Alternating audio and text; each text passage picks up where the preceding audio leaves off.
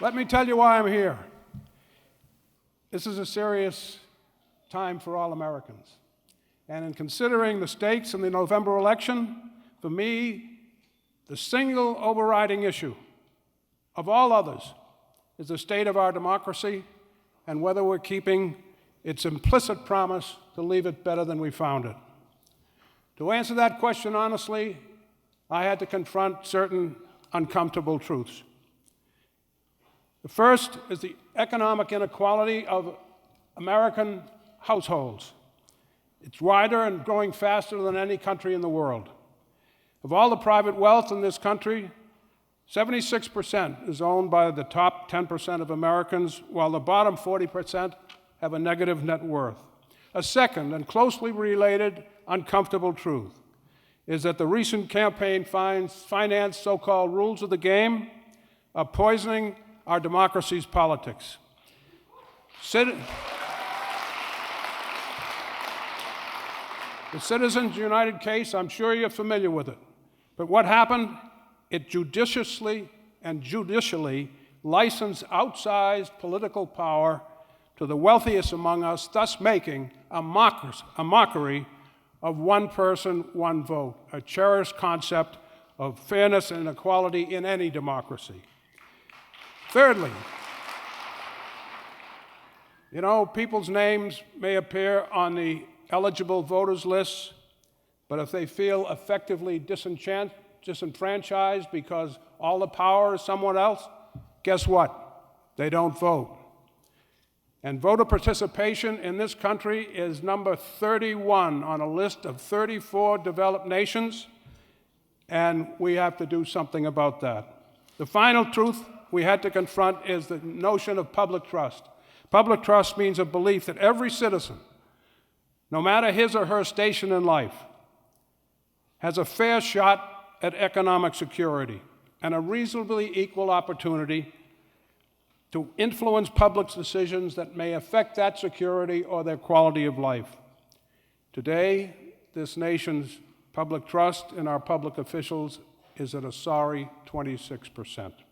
Make no mistake, these dots connect. And the truth is, they make the final uncomfortable truth. It is the truth that Bernie Sanders is telling the American people of all the presidential candidates all by himself. And that's that the unlimited amounts of money flooding our system is the most pernicious internal peril that this country faces as it threatens fundamental tenets of economic, political, social justice, and not least the fairness and vibrancy of our representative democracy. The new normal I've described is neither sustainable nor acceptable in the United States of America. And what is required of all Americans is an attitude of responsibility and resolve, best summed up in the firm and forthright response of Bernie Sanders, a son of Brooklyn. Enough is enough.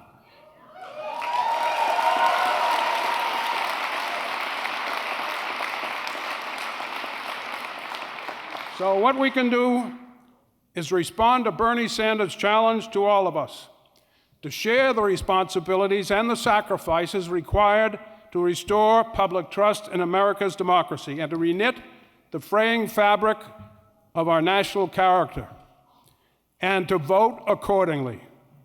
The bold and honest patriotic summons of Bernie Sanders speaks directly to me at what is the number one issue at this critical juncture in our history, and that is why I am here tonight and to urge you all to join with Bernie Sanders in the days and weeks ahead. And finally, I urge you to think about this. In contemplating in November, enlightened Democrats, Republicans, and independents will be asking themselves, to whom does this country belong? To whom will my next president be most accountable? Will it be a boastful, never-in-doubt billionaire, accountable to no one but himself for his nomination? Will it be a candidate accountable to a small group of special interest multimillionaires that bankrolled his campaign? Or will it be the Democratic nominee who demonstrated his conviction and credibility as he always has, by matching principle with performance and refuse to play by rules that are corrupting the legitimacy of our political process. Instead, what did Bernie Sanders do? He walked the walk on the road to his party's nomination, supported by and encouraged by small contributors from millions of middle-class Americans.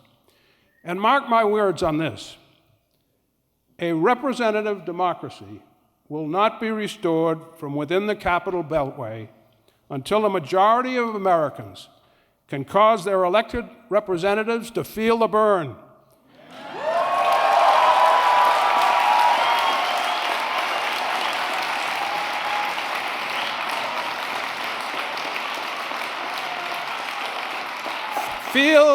Feel the burn of a virtual grassroots political prairie fire sparked by patriotic citizens, fanning the flames of civil and civic engagement with smartphones and new techniques of social media, and igniting a popular uprising of massive voter turnout with good old-fashioned shoe leather, determined to leave this democracy better than they found it.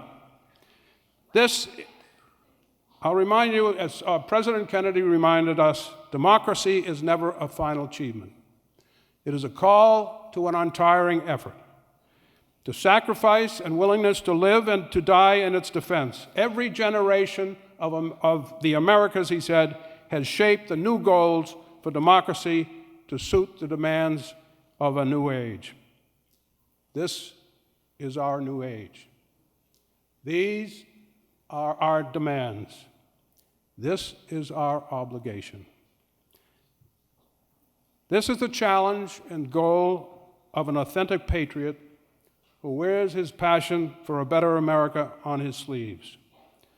So for his outspoken and courageous leadership, his candid and consistent pledge to that all-American ideal, I am here tonight to join in that untiring effort. And as a former chairman of the National Democratic Party, to proudly endorse Bernie Sanders for our party's nomination for President of the United States. Thank you all.